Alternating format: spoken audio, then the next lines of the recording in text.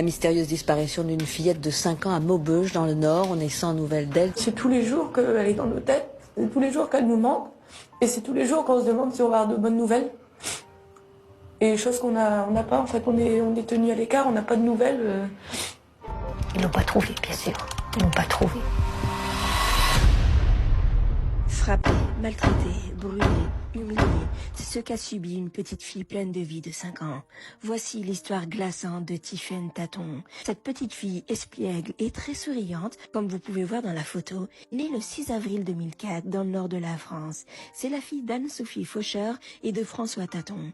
La petite Tiffaine est élevée par son père et sa grand-mère paternelle. Elle connaît à peine sa mère qui vient la voir seulement pour ses anniversaires et à Noël. Elle l'a d'ailleurs complètement abandonnée à l'âge de 6 mois. Le 22 janvier 2009, Anne-Sophie va récupérer sa fille Tiffaine à l'école maternelle. Elle indiquera à la maîtresse que son ex-mari a eu un accident et ne pourra pas venir récupérer la petite. Toute innocence, la petite fille la suit.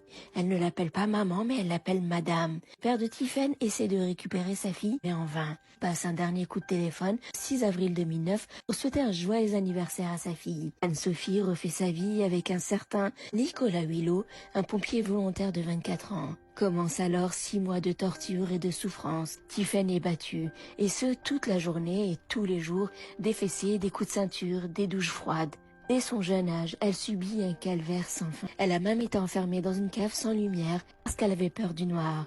Elle a aussi été privée de nourriture. Le 10 mai 2009, Tiffaine fait pipi au lit, reçoit une terrible punition par son beau-père et reste sous une douche glacée dans plus de 30 minutes. Tiffaine décédera ce jour-là à l'âge de 5 ans. Son beau-père tente un massage cardiaque avant de déposer son petit corps sans vie dans la cave de la maison où il y restera pendant quelques jours avant d'être enterré par son beau-père dans une forêt en Belgique. Le 18 juin 2009, Tiffaine est portée disparue par son père et vers 10h30, elle se rend au commissariat en indiquant avoir perdu de vue sa fille dans la rue lors d'un festival. Le 9 novembre 2009, sa mère et son beau-père sont mis en garde à vue et font face à leurs multiples incohérences dans leur déclaration. Anne-Sophie passe alors aux aveux. Sa fille est enterrée quelque part, dira-t-elle, sans scrupule.